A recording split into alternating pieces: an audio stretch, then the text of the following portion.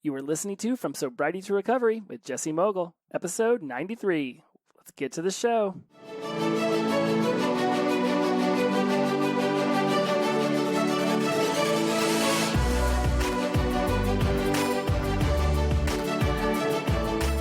Welcome back to From Sobriety to Recovery.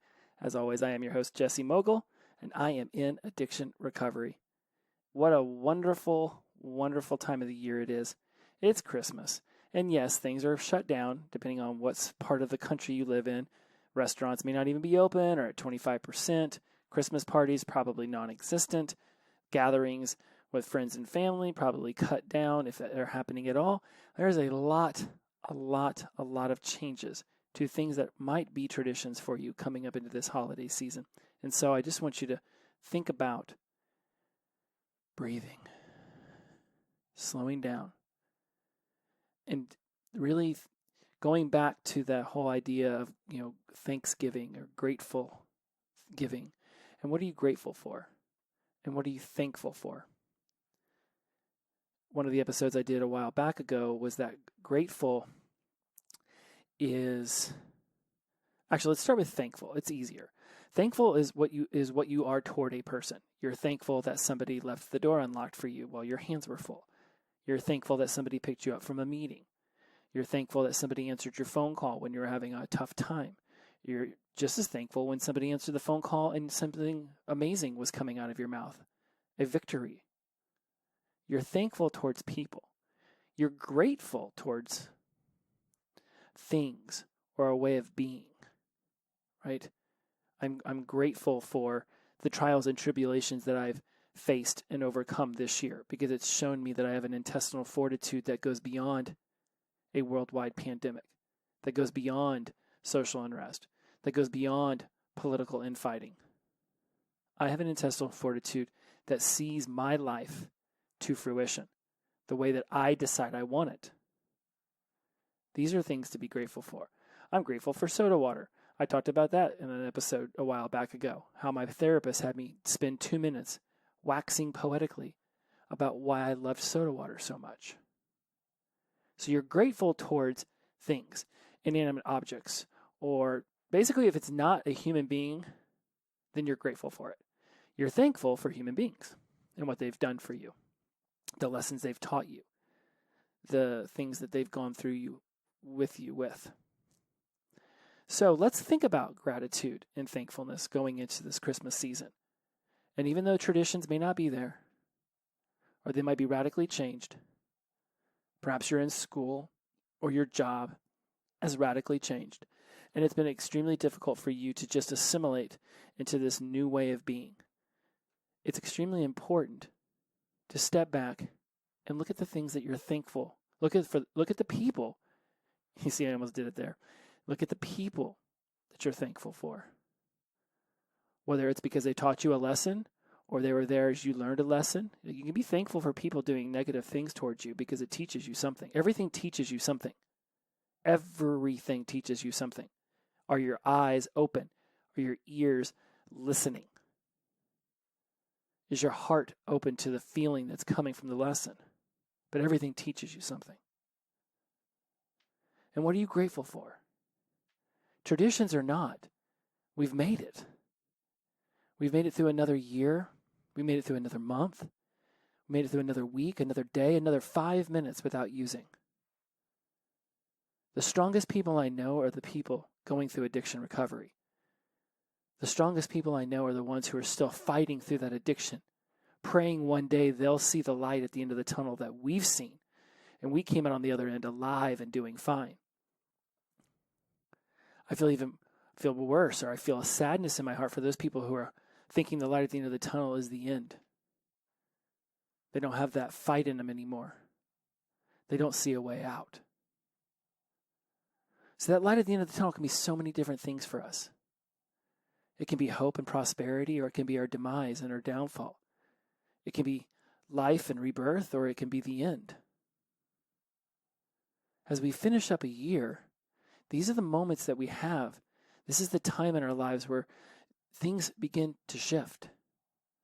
In the winter, nature hibernates, awaiting the spring for that opportunity for rebirth, for growth, for a new. Now we're in our winter. Winter is the time of rest for nature, for so many bears. I'm thinking of a hibernating bear right now. I meant to say for animals, it's a period of rest. For bears, it's a period of hibernation. They dig themselves a hole, they go down into it, they sleep. If it's a female, it's going to pop out with some cubs. If it's a male, it's just going to pop out hungry and horny. But either way, there's a hibernation. Winter is a time of reflection, a time to reassess what it is that we've accomplished throughout the spring, the summer, and the fall. So that's what we're going to talk about today. And I'm going to put a lot of effort moving forward in these episodes to get my information out a little bit more succinctly. I won't necessarily cut off the inspirational, motivational speeches I do at the end. I'll just do a better job, fingers crossed, of getting the information out more succinctly so that you can get through the episodes and you can go off and you can put these things into action. That's one of the commitments I've been talking about all year, and I've yet to follow through with this. So come hell or high water, this episode is ending in 24 minutes. Another one of the commitments I've made to myself this year is because I've been getting a lot of messages on Instagram and emails is about showing and introducing NLP for recovery. That's what I've decided to call it, NLP for recovery. I've been teaching NLP to realtors. I call that one NLP for realty. And now I'm going to be doing NLP for recovery. Really almost as if I've been practicing it with them to really bring it to the community that's nearest and dearest to my heart. I love being a part of a realtor's growth. I'm a firm believer that realtors play an integral part in the American dream, right? There's three things that every human desires to figure out in their life to really bring about that meant to be feeling in themselves. What you're going to do for a living, your career, who you're going to love, right? The romantic relationship you'll be in, the person you'll have as a partner, and where are you going to live? Realtors take care of 1/3 of that. Relationship coaches take care of another third. And what you're going to do for a living, that's where a business coach can come in. In a way, NLP and what I do and how I coach and I mentor my clients, I do a little of all three. But with NLP for Realty, it's really been able to help me harness the power of good that NLP does have and show these people how to communicate and connect with their clients at a deeper level so that they can really figure out what it is that the client wants in the selling or the buying of a home. It very much correlates to recovery. In as much as the NLP is a mechanism for communication.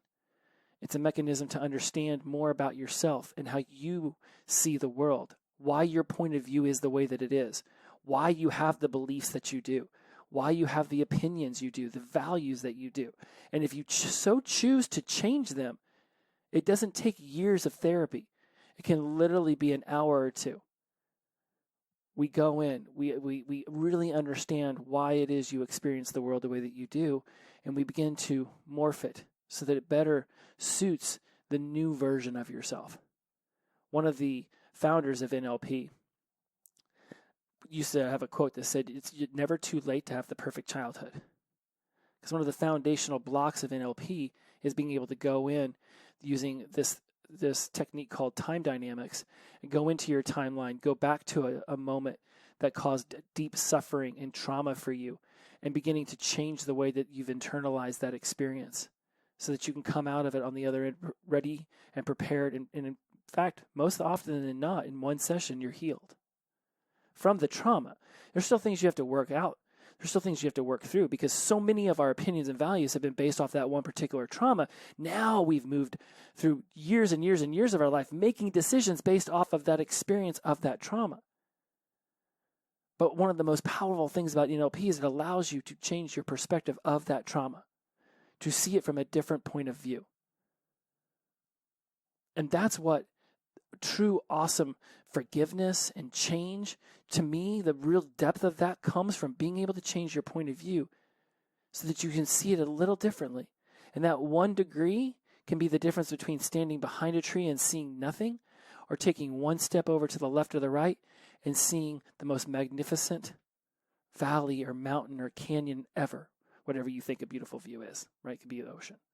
The point is, it's just one step. And all of a sudden you go from blocked to wide open.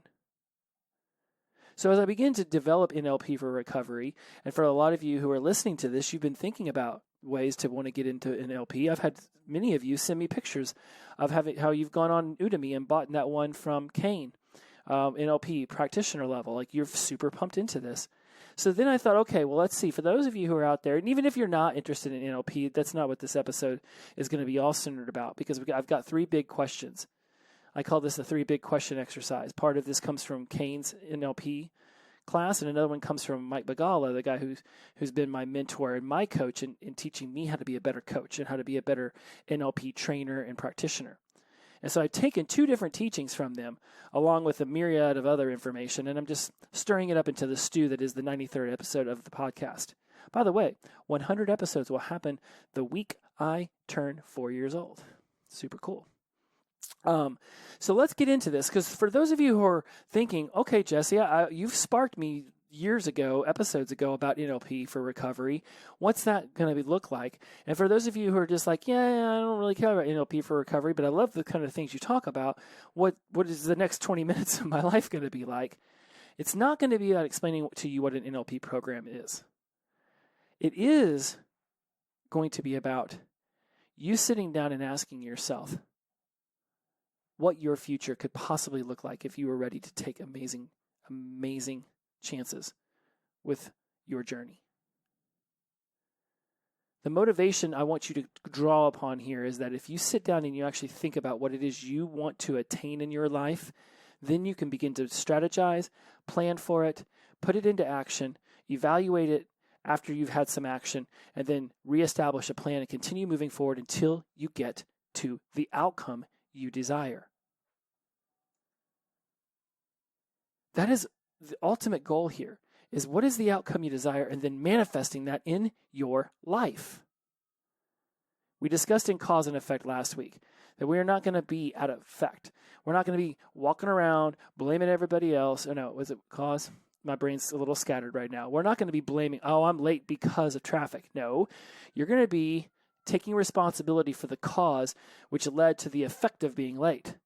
It wasn't just traffic that made you late. It was the fact that you hit snooze 3 times, or that you didn't pull up the map app, or that you didn't get ready on time, or that you were dicking around on social media for 2 hours instead of preparing for your class or your work assignment. You are going to no longer be at cause. You're going to take responsibility for the because so that you can control the effect.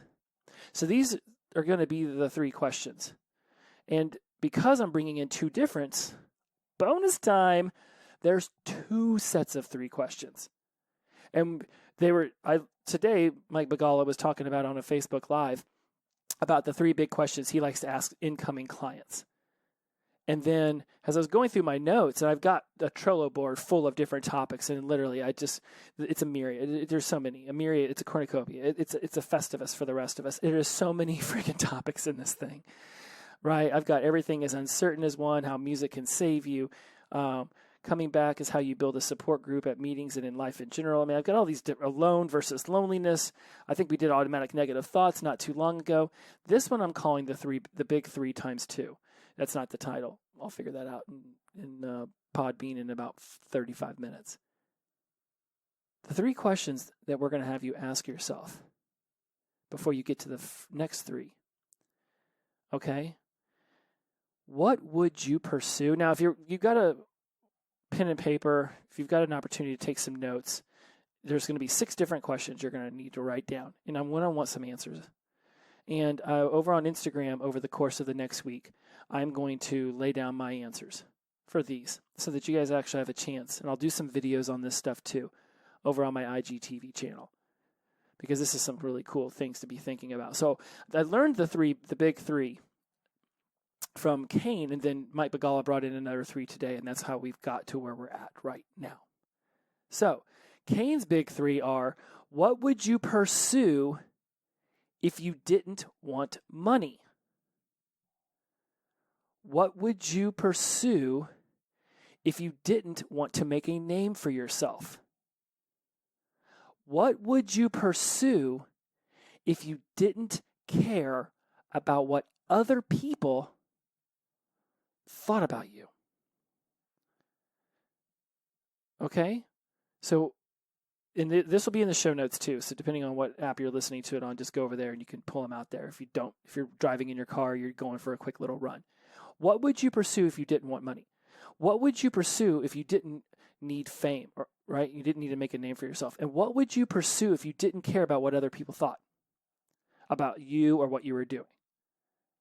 When I got into the whole idea of becoming a life coach and becoming an NLP practitioner and a podcaster and an author and all this stuff, right? Well, there's a lot of people who had decisions about who Jesse was as a human being that they made their mind up in my 20s, or they made their mind up in 30s. I don't really know a whole lot of people who knew me before I was 16 or 17 years old, so I'm not really too concerned with those people. Even my family members didn't really see me very often when I was younger. So, and 2 out of the 3 people who were with me throughout most of my childhood are dead now. So only my sister is still there. We are very much working on being in a state of non-judgmentalness with each other. So I only have to go back to like 17 or 18 and think about, what would people think about me if I chose to do this? Yes, there is that people who think I'm crazy.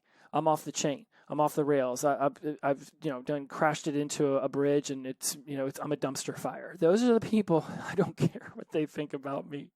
To me, I was a dumpster fire in my 20s.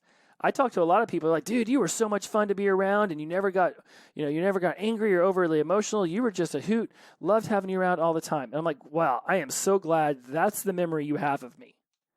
Because the memories I have of myself are not always so great. I also remember one of my friends, Jamie, back in the day saying, never be angry about something that once made you happy. So as much as it pains me to know that I have gone through all that suffering in my 20s and 30s because of the emotional traumas that I was not capable of dealing with, they have made me who I am today. I genuinely like this version of me.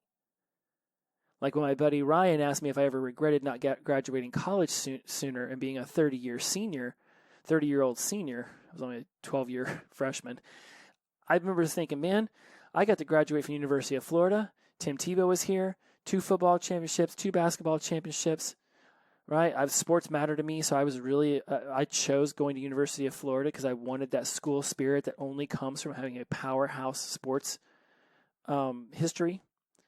I also made tons of friends that I'm still friends with today. Just as much as I enjoyed the 3 years I spent at Ball State, because I'm still great friends with a handful of those people and they matter to me. So no, I'm not going to regret things that once made me smile. Because I've experienced them, in many cases I'll never need to experience some of those things ever again. Alcohol and drugs, I'm good.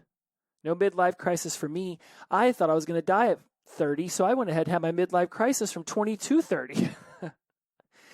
So what would you pursue if you didn't want money? If you didn't want to make a name for yourself and you didn't care about what other people thought? Think about that. Now I get your rational mind wants to step in and say, no, Jesse. I have to know if I can make money or I'm not going to do it. No. If I'm not making money and my business isn't successful, then no one knows my name. So people must know my name in order for me to be successful. Because I tie success to money. So I must be famous. I must be popular. I must be an Instagram influencer, which is so laughable because you can buy follows and likes. So no one really is that much of an influencer. But I must be one of them so that people would like the things that I sell them and people would love me. Until your parents get busted for buying you into USC and you lose 1.5 million of your followers and you realize they weren't really your friends anyways. They were just people who like to double tap on your stupid ass pictures. What would you pursue if you didn't care about what other people thought, about what you were doing? See, it's one thing to be cognizant and aware of what other people think about you when you're in the mires and you're in the depths of hell that is addiction. When you're blowing lines or shooting up or drinking yourself into another freaking oblivion, right? Then there was those people who was like, please just don't die on us. Please don't let this be the phone call I get at 2 a.m. Please don't let this be the car accident they got into that lands them in prison or the morgue, right? Like, it's one thing to care about what people thought about you when you were doing that. But for those of you who are sober curious, you're working your way to us sober folk. And for those of you who are already worked your way through that initial stage of sobriety and you're now in the heights of addiction recovery, having yourself care about what people think about what you're doing is not beneficial. It's important that you like what you're doing, that you feel like it's taking you down the path on your journey to the place where you want to arrive. Having somebody else side seat drive and dictate where you're going to go just ultimately means you're going to get somewhere and there's a chance that you won't really like it. I mean, hell, there's a chance you'll dictate all your decisions and you'll still get to that place and think, man, this isn't what I thought it would be. Yeah, that is always a possibility. The picture of what we think our lives are going to be if we lose that 5 pounds or we get that 5% raise. I mean, it's all this contrived mirage of daydreaming in our head. When you actually get there and you're like, oh yeah, I mean, yeah, well, this is cool, but right? That's why people say that the happiness that comes from actually achieving things, it comes from within, and the happiness is found on the journey. Because once you get to the destination and then you start to seek your happiness from something that's external, you will find that that is not what brings fulfillment. It's the internal positivity you get from moving on this journey. When I give a presentation and no one signs up for my class afterwards, no one decides to hire me as their trainer, I do an intake on somebody to be a new client, and they decide, nope, I'm not their guy. They want to go off and discover someone else. It's all part of the journey for me. Yeah, I'm not thrilled that they chose to go another direction because I really do, honest to God, believe that I can help everyone if they're willing to sit down and have a conversation with me and really be vulnerable, not just with me, but with themselves. But I also realize it's all part of the journey. And in 2 or 3 years, or maybe 2 or 3 months, or it could be 2 or 3 days, one day I could wake up and my schedule will be so full, I won't have any more time to help anybody else. And when that day comes, I'll figure out a way to stretch myself a little bit more, or a way to organize my days a little bit better, so that there's always space in it to help as many people as possible. This podcast is going nowhere. There will be an episode 200 and 300 and 400 and 500, and I might have to start redoing some topics even. But that will never die in me to be of service to my community, to be of service to the listeners, to be of service to myself. Because by being of service to myself, I become of service to others. This is what it's like to give back to our community. When you've learned something, you turn around and you give it back. What would you pursue if you didn't want money? What would you pursue if you didn't want fame? What would you pursue if you didn't care what other people thought? Ask yourself those questions. Write them down. And when you are done writing them down, you're going to ask yourself these next 3 questions. Where are you? Who are you with? And what are you doing?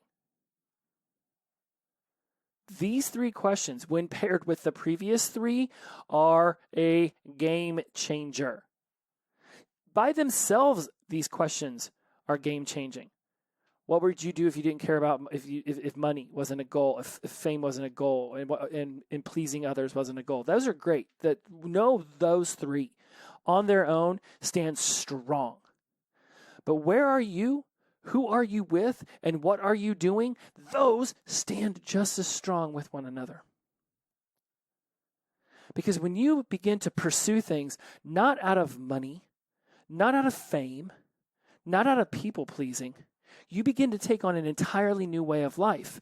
And when you take on this new way of life, where are you? Who are you with? And what are you doing? Unless our goals are in alignment with our core values and our core priorities, we're never going to feel motivated enough to continue to pursue them past that initial, pink cloud phase? I always wanted to call it blue cloud, but I think it's pink cloud. Maybe you're riding a pink elephant and you're on a blue cloud. Anyways, there's elephants, there's clouds. You know what I'm talking about. In order to see our goals to fruition, to see them to the outcome we desire, there needs to be an alignment with our core values and our core priorities. When you ask yourself what you would do if you didn't care about money, if you didn't care about fame, and if you didn't care about people pleasing, then you begin to align with your core values and your core priorities. Now, I've been teaching in NLP to Realty how to do a rapid core value elicitation, and I'm going to bring that to you all in a future episode this year. Not only that, but I'm also putting together a really awesome little ebook about it, about how to tie into your core values and how to use those to figure out what it is you want to make your purpose in life. Like we talked about, I get the shows mixed up once in a while. It was either here or on the College Success Habits podcast where I talked about everything starts off as curiosity, then it goes to interest, then it goes to passion, and then it goes to purpose. So if you're looking to make a radical change in 2021 and you immediately start saying, well, what am I passionate about?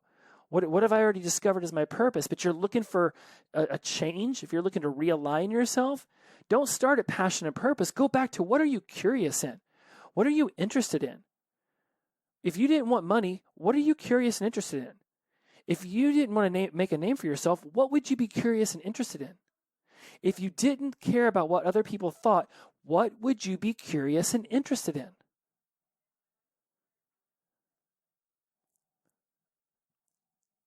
Where are you when you have reached this place of curiosity and interest? Who is with you when you're in the land of curiosity and interest? What are you doing in this place of curiosity and interest? The reason why so many people don't get started on these big goals in their life is that they don't want to feel like they don't have that ability to accomplish it. There's this fear that manifests in us that what if I try to accomplish this, but I don't know what I'm doing. I don't have the ability. So I'm afraid of that failure. So I'm going to stop before it even starts. Have confidence in your ability to learn and solve problems. You have learned. So let me word this the right way because we're getting ready to end. I told you guys I wanted to be done, and here comes 30 minutes. We have so many skills and talents we picked up in the depths of our addiction on how to survive, how to solve problems, how to learn new ways of doing things because we put ourselves in situations where it's like, holy shit, if I don't figure this out, I'm going to get fired. And if I get fired, I lose my apartment. And if I lose my apartment, then I lose my place to get messed up. And I can't lose my drugs or my booze or my home where I get messed up and do my drugs and booze. We have talents and skills. Go back and tap into those, but instead of using them for the negative, the burying of our emotions and the suffering, let's start using those to up-level ourselves, to rise ourselves up in a way that we didn't even think was possible. The reason why some people just never finish what they start is that their desire literally fades because they are in this initial goal, in this initial vision phase, and then they realize it's just not compelling enough because they weren't tapping into their core values, they weren't tapping into their core principles, and they weren't asking themselves these 6 questions. More likely than not, you have not stopped doing things because it was too big for you. You've actually stopped doing things because it was too small for you. It didn't push your level of ambition to the heights you desired. This is the opportunity to change that. Ask yourself, if you didn't want money, what would you be curious and interested in? What would you do? If you didn't want to make a name for yourself, what would you be curious and interested in? What would you do? If you didn't care about what other people thought, what would you be curious and interested in? What would you do? And when you have gotten to this land of curiosity and interest, where are you? Who are you with, and what are you doing? Answer these questions, and I swear there will be a bell rung. You will hear the angels in your head, or you will see the light in a whole new way. The vision you have for yourself, the things that you say to yourself about what your 2021 can be, it should bring about this energy in you that you just can't stop. Whatever it might be that you desire in your life, 2021 is the year to plant a flag on the ground and say, let's do this. Like I opened a show with, yes, there is a time and a place to step back, get grounded, and be present. And then there is a time and a place to say, I'm going to kick life's ass. I am going to step outside of my comfort zone and get comfortable in the uncomfortable, and I am going to make massive change. Massive change doesn't necessarily mean quitting your job, packing your bags, and moving to Europe. Doesn't have to mean blowing up your relationships. Doesn't have to mean, something radical. Massive change can literally just be one step to the left, where you go from standing behind a tree and seeing nothing to taking in the awe-inspiring view that has always been on the other side of that tree. 1 degree can be everything. I'll see you guys next week. And as always, the power of positive energy, release and flow, inclusivity over exclusivity. I love you all. I hope you've enjoyed this episode. I feel like I got super, almost preachy, inspirational in it, but that's just what I'm feeling today. I love you. I love you. I love you for being a part of this journey with me. We will talk again next week. 31 minutes and 45 seconds. Oh, and I've got to add the intro and outro. Okay, it might get somewhere in the 32s, but I swear to you, I am working on it. Love you all. Bye-bye.